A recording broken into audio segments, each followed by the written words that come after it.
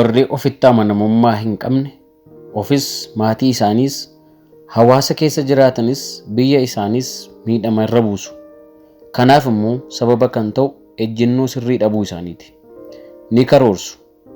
Karoora isaanii galmaan ga'uuf garuu baay'ee rakkatu. Yaada tokko hin qaban. Nama kanas sanas ni mariisisu. Kanarraa kan ka'e karoora hedduu otoo hin jalqabin kufaatiidhaan xumuru. Amaloota namoonni mo'ichaaf jiraatan waliin qaban keessaa inni tokko egaa ofitti amanamummaa fi dandeettii ofiin murteessuu isaaniiti. Fiixaan baafachuu isaaniifis sababni isaanii inni guddaan kanuma.